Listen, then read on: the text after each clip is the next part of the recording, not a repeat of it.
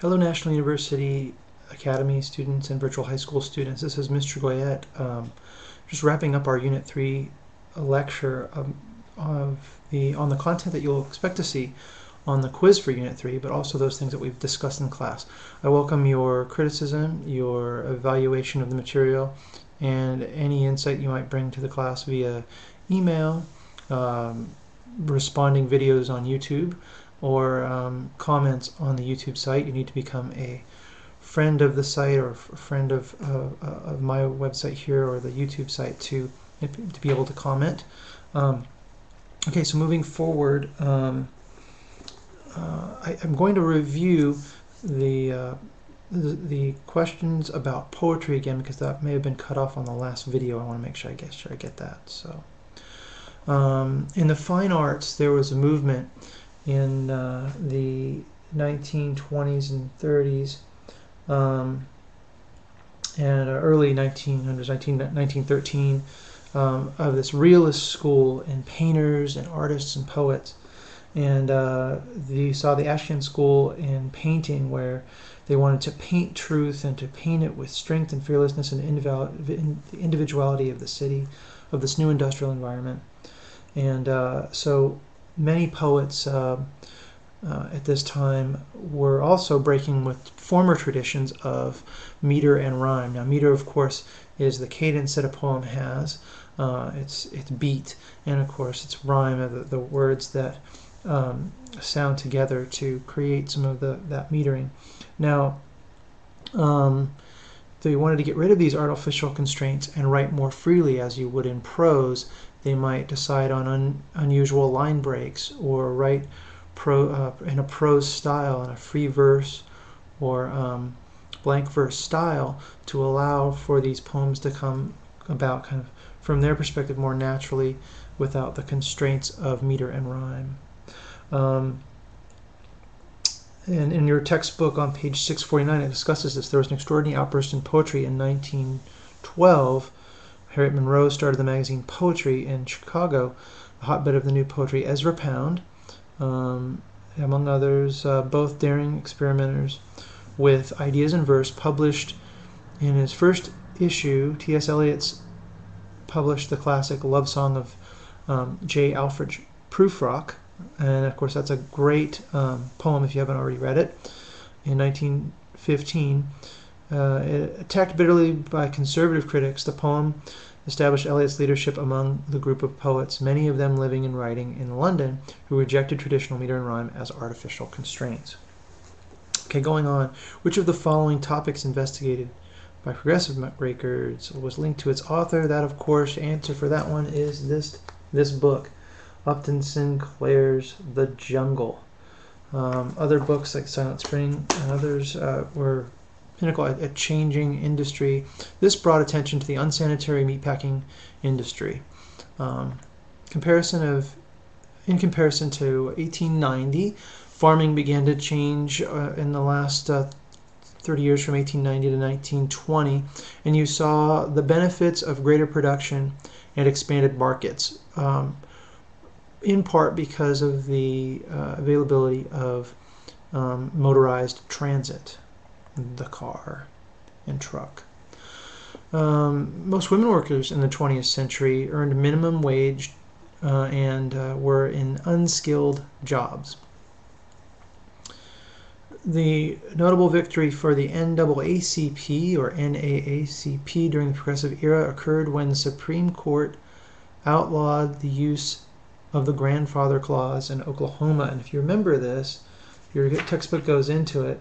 It basically stated that if your grandfather hadn't voted there, you couldn't vote there. Well, that obviously meant that if your grandparents were slaves and they didn't vote there, even though you'd lived there all your life, you were not allowed. You weren't grandfathered in to be able to vote in Oklahoma. Now, the Supreme Court said that these laws were unconstitutional because obviously they kept free Americans from voting. Chinese Americans differed from other immigrant groups at this time. Coming to America during the Progressive Era, they declined rather than increased in numbers due to exclusionary laws. many of those on the West Coast. So Chinese were not allowed. There was a laws passed to limit the amount of Asian, specifically Chinese, people of Chinese descent from coming to the United States at this time. So these exclusionary laws kept them from immigrating here. So I'm just going to back up and review one more thing before I close out the lecture for Unit 3. And this is I'm just going to look at your text here and read a section to you that I wanted you to highlight.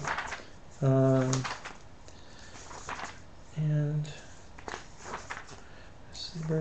it's on trusts, because the whole idea of trusts, of oligopoly and monopoly, are important, not only for the markets in 1913, but what's going on today. The burgeoning trusts, a business like Ford's, grew. Capital and organization became increasingly important, and as a result was the formation of a growing number of trusts. Standard Oil started the trend in 1882, but the greatest momentum came 2 decades later, between 1898 and 1903.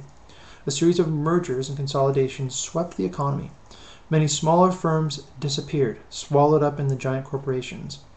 By 1904, large-scale combinations of one from a form or another controlled nearly 2/5 of capital in manufacturing in the country.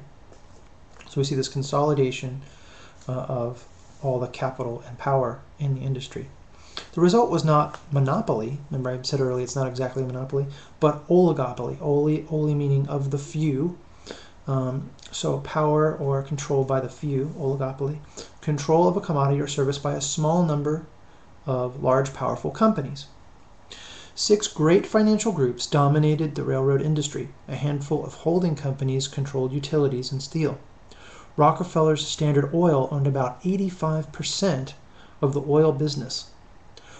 Large companies such as Standard Oil and American Tobacco had weathered the depression of the 1890s, and after 1898, financiers and industrialists followed their example and formed the Amalgamated Copper Company, Consolidated Tobacco, U.S. Rubber, and a host of others.